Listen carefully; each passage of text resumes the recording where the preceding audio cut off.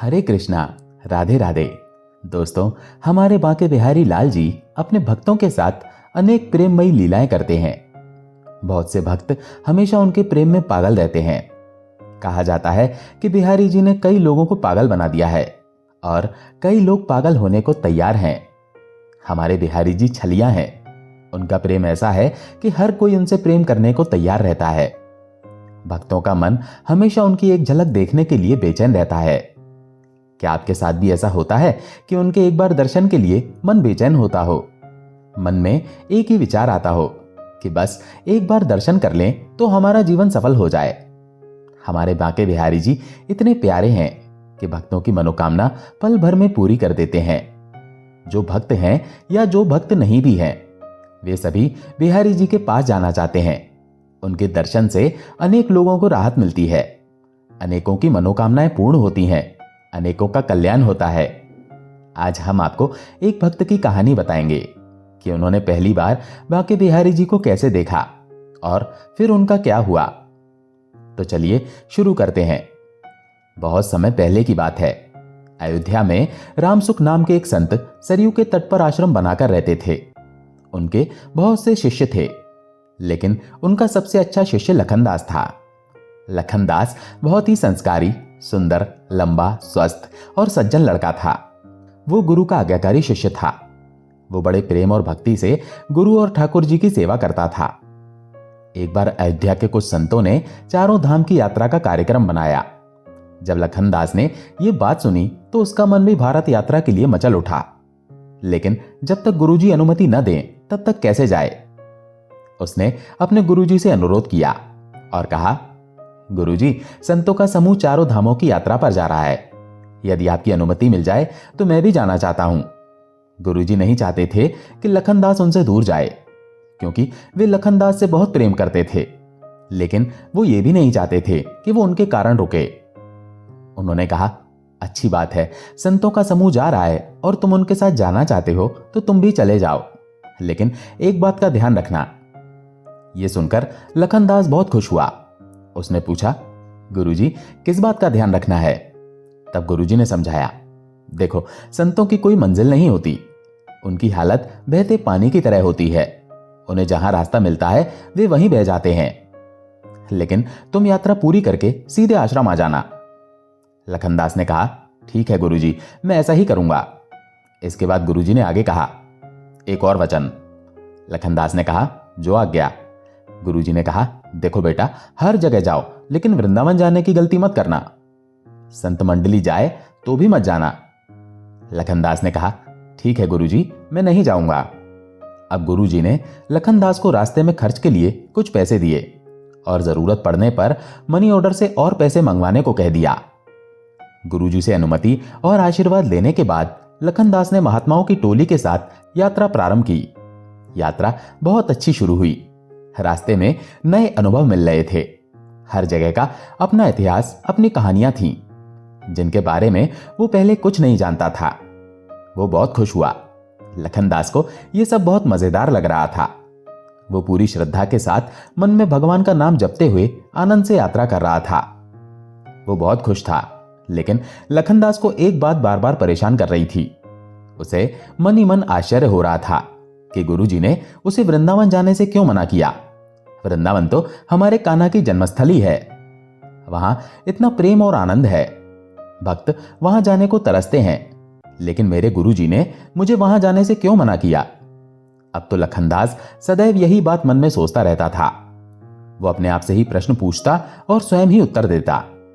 उसने सोचा, पहले भी गुरुजी के कई शिष्य वृंदावन जाते रहे हैं। गुरुजी ने उन्हें मना नहीं किया, तो फिर मुझे क्यों मना किया? तब वो स्वयं उत्तर देता था, जरूर मेरे अंदर कुछ कमी है। शायद अभी मैं इतना सक्षम नहीं हूं कि वृंदावन की महिमा को समझ सकूं। हाँ, गुरुजी के मना करने का यही कारण होगा, अन्यथा वे मना क्यों करते? अब ऐसी बहुत सी बातें सोच सोचकर लखनदास स्वयं से प्रश्न करता और स्वयं ही उत्तर देकर अपने मन को समझाता। लेकिन कहीं ना कहीं उसका मन दुखी जरूर था। बद्रीनारायण की यात्रा से लौटते समय जब महात्माओं का समूह हरिद्वार में विश्राम कर रहा था, तो ये योजना बनने लगी कि वे आगे कहां जाएंगे। फिर योजना बनाई गई कि वृंदावन के दर्शन किए बिना आगे बढ़ना ठीक नहीं होगा। हरिद्वार से वृंदावन जाना बेहतर रहेगा। हम सबसे पहले वृंदावन जाएंगे, यमुना में स्नान करेंगे, परिक्रमा करेंगे, बिहारी जी के दर्शन करेंगे, रासलीला देखेंगे और फिर अपनी आगे की यात्रा पूरी करेंगे। वृंदावन का नाम आते ही लखनदास का दिल जोर जोर से धड़कने लगा। उसने अपने एक साथी महात्मा से कहा, मैं वृंदावन नहीं जाऊंगा।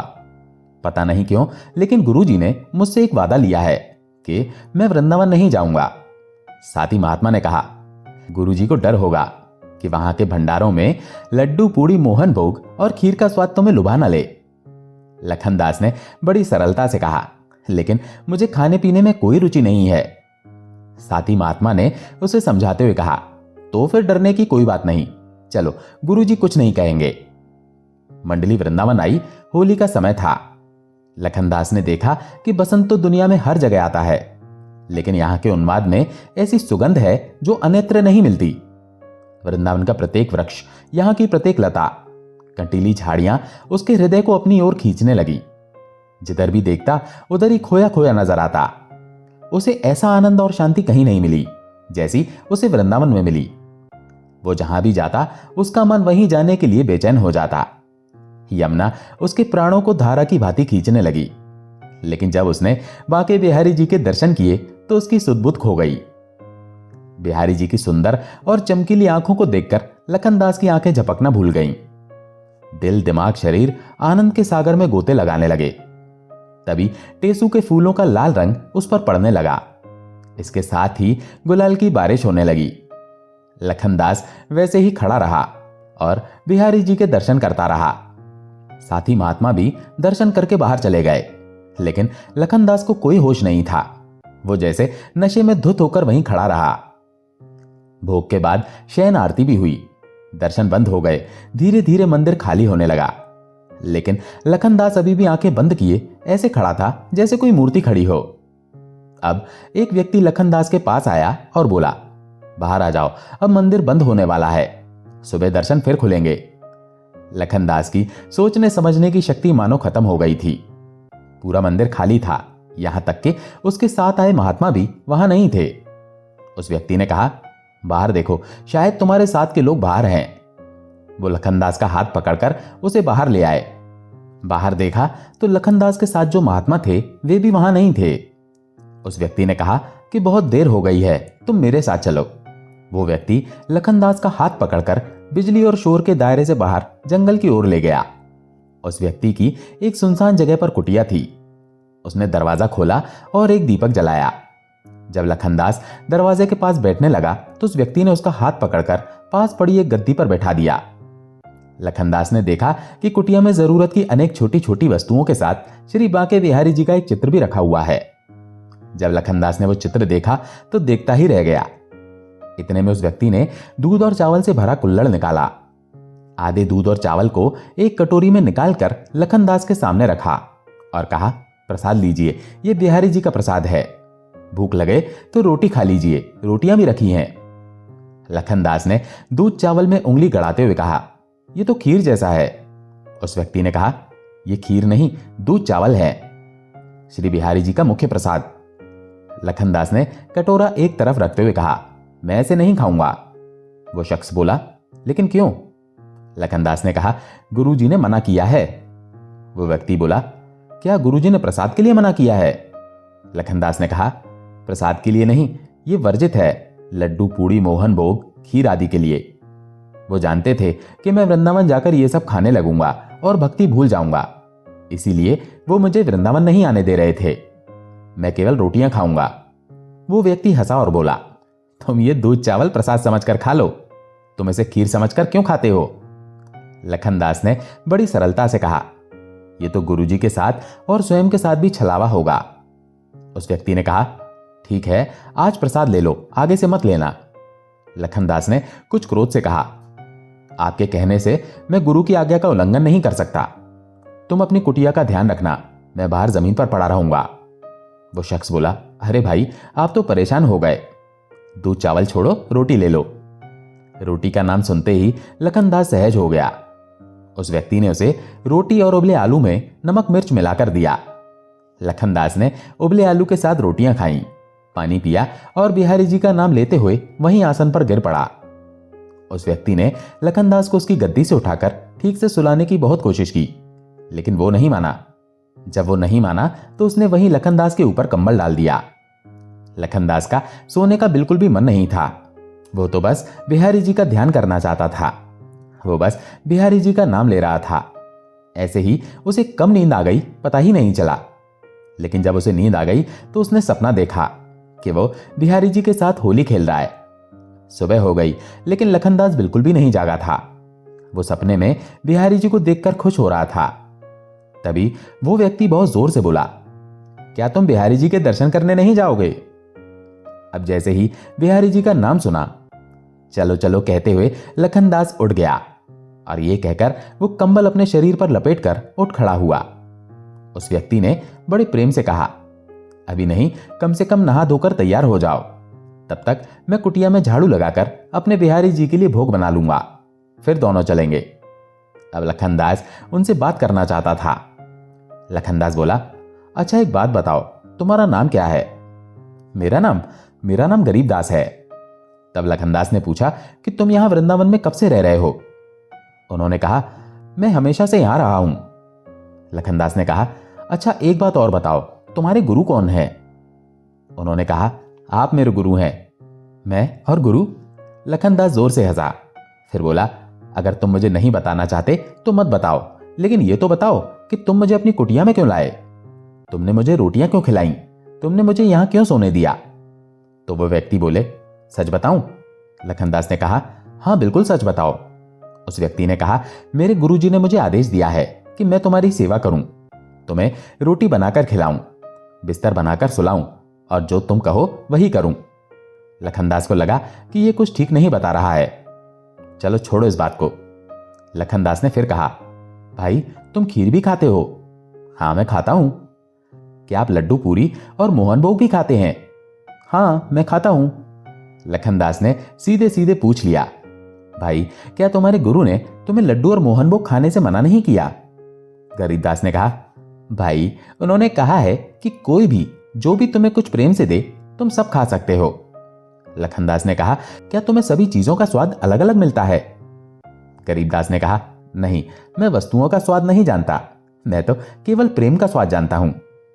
लखनदास उदास हो गया और बोला, अच्छा इसलिए तो तुम्हारे गुरुजी ने तुम्हें सब कुछ खाने की अनुमति दे दी, परंतु मैं बड़ा भागा हूं, बड़ा नीच हूं, मुझे खट्टा मीठा स्वाद आता है।